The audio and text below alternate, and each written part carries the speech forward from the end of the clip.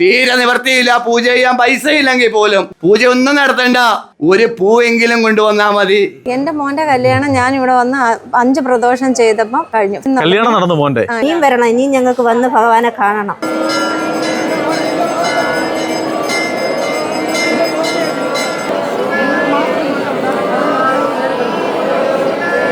ഈശ്വരൻ ഒന്നേ ഉള്ളൂ, സ്നേഹിക്കാൻ പഠിക്കൂ. സ്നേഹത്തിന്റെ രൂപമാണ് ഈശ്വരന്റെ രൂപം. പ്രദോഷത്തിന് വരുന്നതിന് അരമണിക്കൂർ മുമ്പായിട്ട് എൻ്റെ മകൾക്ക് അപ്പോയിൻമെന്റ് ഓർഡർ വന്നു. എൻ്റെ ഇളയ മകൾക്ക് കല്യാണം. അവനോട് മനസ്സുരുകി പ്രാർത്ഥിച്ചിട്ടുണ്ടെങ്കിൽ അത് നടത്തി തന്നിട്ടുമുണ്ട്. അതാണല്ലോ ഈ ജനങ്ങൾ വന്ന് മനസ്സുരുകി പ്രാർത്ഥിച്ചാൽ എന്തായാലും നടക്കും. ഒരുപാട് പേരുണ്ട്, ഞങ്ങള് ആയിരക്കണക്കിന് പേരിൽ ഒരാൾ മാത്രം.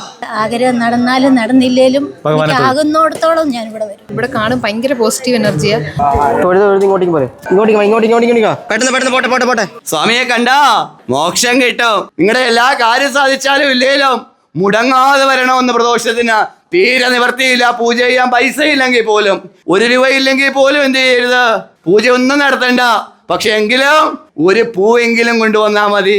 ഒരു തുളസി ഇലയെങ്കിലും, ഒരു കൂവളത്തിലെങ്കിലും ആ ഒരു കൂവളത്തില ഒരു ഇലയിൽ കൊണ്ടുവന്ന് നടയിൽ നിന്ന് ഭഗവാനോട് പറയണം. എന്ത് പറയണം? ഇതേ ഉള്ളു ശങ്കര, ഇതേ ഉള്ളൂ ശങ്കര, ഇതേ ഉള്ളൂ ശങ്കര എന്ന്. വേറെ ഒന്നുമില്ല, ഈ ഒരു ഇലയേ ഉള്ളൂ.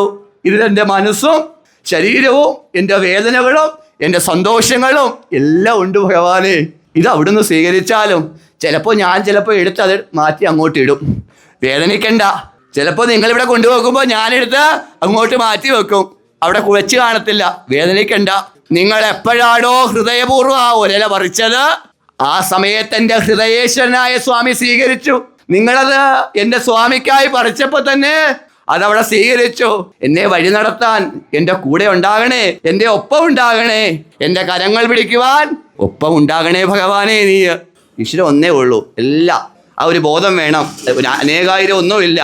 ഈ ബോധത്തിലൂടെ ആ ബോധത്തിലാണ് എത്തേണ്ടത്, ഏകനായ ഈശ്വരനിലേക്ക് അല്ലേ. കർത്താവേന്ന് ഒരു ക്രിസ്ത്യാനി വിളിക്കുമ്പോൾ അള്ളാഹുവേ എന്ന് മുസ്ലിം സഹോദരങ്ങൾ വിളിക്കുന്നതും എൻ്റെ മഹാദേവ എന്ന് നമ്മൾ വിളിക്കുന്നതും ഏകനായ ഒരു ദൈവത്തെ തന്നെയാണ്. ഈശ്വരൻ ഒന്നേ ഉള്ളൂ, സ്നേഹിക്കാൻ പഠിക്കൂ. സ്നേഹത്തിന്റെ രൂപമാണ് ഈശ്വരന്റെ രൂപം. ഈശ്വരന്റെ രൂപം എന്താ? സ്നേഹം. എവിടൊക്കെ സ്നേഹിക്കപ്പെടുന്നു അവിടെയൊക്കെ ആരുണ്ട്? ഈശ്വരനുണ്ട്. ഞാൻ ഈ ഇടവനക്കാവിൽ വന്നിട്ട് 4ാമത്തെ പ്രദോഷമാണിത്. എൻ്റെ മരുമകൾ പിണങ്ങി വീട്ടിൽ പോയിരുന്നു. അവൾ തിരിച്ച് വീട്ടിലെത്തി. എൻ്റെ മകൻ്റെ വസ്തു വിൽക്കാനായിരുന്നു, അതും ആൾ വന്നു. ഞങ്ങൾക്ക് നല്ലതേ വന്നിട്ടുള്ളൂ. ഞങ്ങൾക്ക് വളരെ സന്തോഷമുണ്ട്. ഞങ്ങളെ ഇടമലക്കാവിൽ അപ്പം ഞങ്ങളെ സഹായിച്ചതിന് വളരെ വളരെ നന്ദിയുണ്ട്. എൻ്റെ മകള് 11 വർഷമായിട്ട് ഹെൽത്ത് ഇൻസ്പെക്ടർ കോഴ്സ് പഠിച്ചിട്ട് നിൽക്കുമായിരുന്നു. അവളുടെ ലിസ്റ്റ് വരുമ്പോഴത്തേക്ക് അത് തള്ളിപ്പോകുമായിരുന്നു. അങ്ങനെ ഇടമനക്കാവിൻ്റെ കാര്യങ്ങൾ യൂട്യൂബിൽ കൂടെ കണ്ടറിഞ്ഞ് ആരോടും പറയാതെ ഞാൻ ഈ ക്ഷേത്രത്തിൽ വന്നു. രാത്രി 12:10 ബസ്സിനാണ് ഞാനിവിടെ വരുന്നത്. വന്ന് ഞാൻ തിരുമേനിയോട് പറഞ്ഞു, തിരുമേനി എൻ്റെ മകളുടെ ലിസ്റ്റ് ഡിസംബർ 12 കൊണ്ട് എൻ്റെ ലിസ്റ്റ് തീരുവാണ്, മകളുടെ ലിസ്റ്റ് തീരുവാണ്. അപ്പോൾ എനിക്ക് എൻ്റെ കുഞ്ഞിന് ജോലി കിട്ടിയിരിക്കണമെന്ന് പറഞ്ഞു. തിരുമേനി പറഞ്ഞു, അമ്മ ഒന്നും വിഷമിക്കേണ്ട, ഭഗവാനോട് പ്രാർത്ഥിച്ചിട്ട് പോകാൻ പറഞ്ഞു. പിറ്റേ മാസം പ്രദോഷത്തിന് വരുന്നതിന് അരമണിക്കൂർ മുമ്പായിട്ട് എൻ്റെ മകൾക്ക് അപ്പോയിൻമെന്റ് ഓർഡർ വന്നു എന്നും പറഞ്ഞ് എന്നെ വിളിച്ചു പറഞ്ഞു. പിന്നെ എൻ്റെ ഇളയ മകൾക്ക് കല്യാണം. ഞാനിവിടെ വന്ന് തിരുമേനിയോട് പറഞ്ഞു, തിരുമേനി എനിക്ക് ഒരു നിവൃത്തിയില്ല, എൻ്റെ മകളുടെ കല്യാണം അധികം ദിവസമില്ല, എനിക്ക് കിടന്നിട്ട് ഉറക്കം വരുന്നില്ല, തിരുമേനി എന്താണ് ചെയ്യുന്നതെന്ന് ഞാൻ പറഞ്ഞപ്പോൾ തിരുമേനി എന്നോട് പറഞ്ഞ്, അമ്മ വിഷമിക്കേണ്ട, ഭഗവാനെ മുറുകെ പിടിച്ചോ, ഭഗവാനെ മുറുകെ പിടിച്ചു കഴിഞ്ഞാൽ ഭഗവാൻ അത് നടത്തിത്തരും. മോളെ കെട്ടാൻ പോകുന്ന പയ്യൻ പറഞ്ഞു, അമ്മ 1 രൂപ പോലും സ്ത്രീധനം തരണ്ട, 1 രൂപ പോലും അമ്മ കടവും വാങ്ങിക്കരുത്, അമ്മ കല്യാണം നമ്മൾ നടത്തി കഴിഞ്ഞാലും സന്തോഷമായിട്ട് കല്യാണം നടത്താം, 1 രൂപ പോലും അമ്മ കടം മേടിക്കരുതെന്ന് പറഞ്ഞു. അങ്ങനെ ഞങ്ങൾ ഗുരുവായൂർ അമ്പലത്തിൽ കൊണ്ടുവച്ച് ഞാൻ കല്യാണം നടത്തി. ഞാൻ ഉദ്ദേശിച്ചതിൽ കൂടുതൽ മംഗളമായിട്ട് കാര്യങ്ങൾ നടന്നു കിട്ടി. ഇടുക്കി നെടുങ്കണ്ടം. എൻ്റെ മോളെ ഒരു കോഴ്സ് പഠിച്ചായിരുന്നു, അത് 4 വർഷം കഴിഞ്ഞു. 1 വർഷത്തെ എക്സ്പീരിയൻസ് ആയി. അത് കഴിഞ്ഞു പുറത്തോട്ട് പോകാനായിരുന്നു. അപ്പോൾ അതിനൊരു എക്സാം ഉണ്ടായിരുന്നു. ആ എക്സാം ഇച്ചിരി പാടായിരുന്നു. അമ്മ ഞാൻ പാസ്സായമ്മ എന്ന് പറഞ്ഞ് ഭയങ്കര കരച്ചിലായിരുന്നു. അതെൻ്റെ ഒരു വലിയൊരു അനുഗ്രഹം തന്നെയാണ്. ചേച്ചി എവിടുന്നാ വരുന്നത്? നമ്മള് കണ്ണൂരിൽ നിന്ന് വരുവാണല്ലേ? ഇത് മൂന്നാമത്തെ പ്രാവശ്യം, 3ാമത്തെ പ്രദോഷമാണല്ലേ? ഒരാളിങ്ങനെ നമ്മൾ യൂട്യൂബിൽ കണ്ടിട്ട് അങ്ങനെ വന്നതാണ്. മോൻ്റെ ഒരു കല്യാണ കാര്യത്തിന്. മോന്റെ കല്യാണ കാര്യത്തിനാണല്ലേ? നടക്കുന്നു പ്രതീക്ഷയുണ്ട്. എല്ലാ കാര്യവും ഒരു ചെറിയ സന്തോഷം പോലെ വരുന്നുണ്ട്. ആഗ്രഹം നടന്നോ? ആഗ്രഹം നടന്നുകൊണ്ടിരിക്കുന്നു. ഭർത്താവിന്റെ അസുഖം കുറയണമെന്നും പിന്നെ മോടെ കല്യാണം നടക്കണമെന്നും. മോടെ കല്യാണം നടന്നോ? നടന്നില്ല, എല്ലാ വാക്ക് പറഞ്ഞു. കല്യാണ തീയതി നിശ്ചയിച്ചു മാർച്ച് 15. ആണല്ലേ? പിന്നെ എന്താ ഇവിടെ നടന്നതിന് തുല്യമല്ലോ അത്? എൻ്റെ മകളുടെ കാര്യത്തിന് വേണ്ടിയിട്ടാണ് ഞാൻ വന്നു തുടങ്ങിയത്. എൻ്റെ ഇത് 13ാമത്തെ പ്രദോഷം. വിവാഹം ഉണ്ടായിരുന്നു, അല്ല ജോലിയുടെ കാര്യമാണ്. പിന്നെ പ്രഗ്നൻ്റ് ആവുന്നതിൻ്റെ കാര്യമായിരുന്നു. അത് ഒരു കാര്യം നടന്നു, രണ്ടാമത്തത് പോസിറ്റീവിലേക്കാണ് നടന്നുകൊണ്ടിരിക്കുന്നത്. ആഗ്രഹം നടക്കാൻ ഞങ്ങൾ ആദ്യമായിട്ട് വരികയാണ്. ആഗ്രഹം നടക്കാനായിട്ട് വന്നേക്കുക. ഇനിയും വരണം, ഇനിയും ഞങ്ങൾക്ക് വന്ന് ഭഗവാനെ കാണണം. ഇതുപോലെ എനിക്കൊരു അപകടം പറ്റി. ഞാൻ ജോലി ചെയ്യാൻ പോയ സമയത്ത് വണ്ടിയെ കയറാനായിട്ട് പോയി. വണ്ടിയെ നിന്ന് കൈവിട്ടു പോയി. അവിടുന്ന് ഒറ്റ വിളിയെ വിളിച്ചുള്ളൂ, എൻ്റെ ഭഗവാനെ എന്നെ രക്ഷിക്കണേ, എൻ്റെ ഇടമനക്കാവിൽ അമ്മേനെ വിളിച്ചുള്ളൂ. ഭഗവാൻ എങ്ങനെ എന്നെ ആ സീറ്റെ കൊണ്ടിരുത്തിയെന്ന് എനിക്കറിയത്തില്ല. അപകടത്തിന് രക്ഷപ്പെടുത്തി. ആഗ്രഹം നടന്നാലും നടന്നില്ലേലും ആകുന്നിടത്തോളം ഞാൻ ഇവിടെ വരും. ഇവിടെ കാണും ഭയങ്കര പോസിറ്റീവ് എനർജിയാണ്. എല്ലാവരും ഇങ്ങനെ ഓരോരോ അനുഭവങ്ങളൊക്കെ പറയുന്നത് കേൾക്കുമ്പോൾ ഭയങ്കര എന്താ പറയുന്നത്, സന്തോഷവും സമാധാനവും ഒക്കെ ഉണ്ട്. വന്നിട്ട് നല്ല അനുഭവമാണ്. നമ്മൾ ഇതുപോലെ രണ്ടാമത്തെ പ്രാവശ്യമാണ് വരുന്നത്. നമ്മൾ ഇങ്ങോട്ട് പോസിറ്റീവ് എനർജി ആയിട്ട് തോന്നിക്കുന്നുണ്ട് ഇവിടെ വരുമ്പം ഭഗവാനെ കാണുമ്പോൾ. കഴിഞ്ഞ പ്രാവശ്യം ഞങ്ങൾ ആദ്യം വന്നപ്പോൾ ഇത്രയും ജനമില്ലായിരുന്നു. ഇപ്പൊ പന്നേം ജനം ഇങ്ങനെ ഓരോ മാസവും കൂടിക്കൊണ്ടിരിക്കുകയാണ്. ഒരുപാട് വ്യത്യാസങ്ങളുണ്ട്. മനസ്സിന് സമാധാനമുണ്ട്, ജീവിതത്തിന് പുരോഗമനമുണ്ട്. കണ്ണൊക്കെ നിറഞ്ഞിരിക്കുന്ന ദുഃഖങ്ങൾ ഒരുപാട് പേരില്ലേ നമ്മൾ അമ്പലങ്ങളിൽ വരുന്നത്. ഒരു മാറ്റം ഉണ്ടല്ലോ, എല്ലാതും മാറ്റങ്ങളുണ്ട്. നമ്മൾ വന്ന കാര്യത്തിന് ഒരു പുരോഗമനം തോന്നുന്നു. എൻ്റെ മോൻ്റെ കല്യാണം ഞാനിവിടെ വന്ന് 5 പ്രദോഷം ചെയ്തപ്പം കഴിഞ്ഞു. തിരുമേനി ഞാൻ വന്നവൻ പറഞ്ഞ് ഒരു വലിയ താരം നടത്ത്, എല്ലാം നേരെയാവുമെന്ന് പറഞ്ഞു. ഞാൻ വലിയ താരം നടത്തി. അത് കഴിഞ്ഞ് 5 പ്രദോഷം ആയപ്പോഴത്തേന് കല്യാണം നടന്നു. മോന്റെ ഇവിടെ വെച്ചായിരുന്നു കല്യാണം. കല്യാണം തിരുമേനി പറഞ്ഞ അനുസരിച്ച് ഇവിടെ വെച്ച് ഞങ്ങൾ കല്യാണം നടത്തി. എല്ലാവരും വരിക, പ്രാർത്ഥിക്കുക, ആഗ്രഹങ്ങൾ സാധിക്കുക. ഈ ക്ഷേത്രത്തിൽ വന്നിട്ട് ആരും നിരാശപ്പെട്ടു പോയിട്ടില്ല.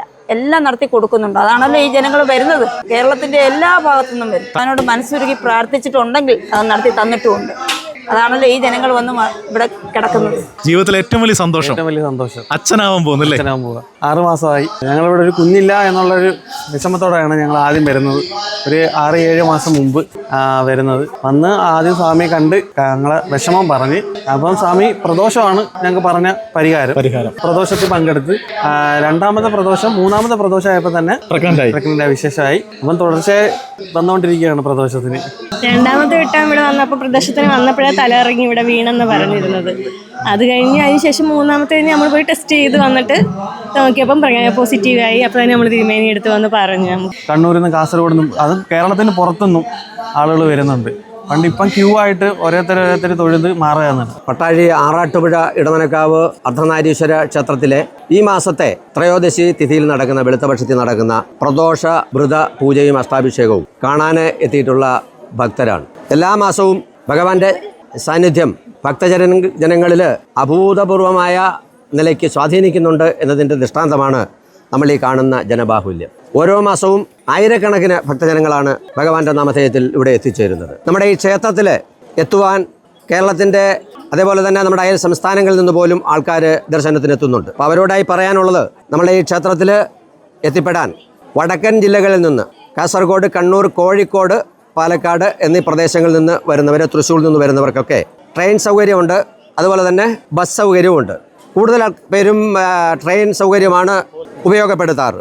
അപ്പോൾ അങ്ങനെയാണെങ്കിൽ നമുക്ക് അടുത്തുള്ള റെയിൽവേ സ്റ്റേഷൻ എന്ന് പറഞ്ഞു കഴിഞ്ഞാൽ ചെങ്ങന്നൂരാണ്, മറ്റൊന്ന് കായംകുളമാണ്. അപ്പോൾ ചെങ്ങന്നൂർ റെയിൽവേ സ്റ്റേഷനിൽ വന്നാൽ നമ്മൾ അവിടെ നിന്ന് 5 മിനിറ്റ് നടത്ത അകലമേ ഉള്ളൂ KSRTC സ്റ്റാൻഡ്. അവിടെ വന്നു കഴിഞ്ഞാൽ തിരുവനന്തപുരം ഭാഗത്തേക്ക് പോകുന്ന ഏത് ബസ്സിൽ കയറിയാലും നമുക്ക് ഏനാത്ത് എന്ന് പറയുന്ന ജംഗ്ഷനിലേക്ക് ടിക്കറ്റ് എടുക്കുക, അവിടെ ഇറങ്ങുക. അവിടെ നിന്നും ഏകദേശം 2 കിലോമീറ്റർ കിഴക്കോട്ട് സഞ്ചരിച്ചാൽ പട്ടാഴി ഇടമനക്കാവ് ശ്രീ നാഗരാജ അർദ്ധനാരീശ്വര ഭഗവാന്റെ സന്നിധിയിൽ എത്തിച്ചേരാൻ കഴിയും. അതുപോലെ തന്നെ തെക്കൻ ജില്ലകളിൽ നിന്ന് തിരുവനന്തപുരം, അതേപോലെ തമിഴ്നാട് ആ ഭാഗങ്ങളിൽ നിന്ന് കന്യാകുമാരി ഈ ഭാഗങ്ങളിൽ നിന്ന് വരുന്ന ആൾക്കാർക്കും അവരെ തിരുവനന്തപുരത്ത് തമ്പാനൂർ ഇറങ്ങിക്കഴിഞ്ഞാൽ കേശവദാസപുരം കൊട്ടാരക്കര വഴി കോട്ടയത്തേക്ക് പോകുന്ന ഏത് ബസ്സിൽ കയറിയാലും അവർക്ക് നമ്മളുടെ ഈ ക്ഷേത്രത്തിൽ എത്തിപ്പെടാൻ കഴിയും.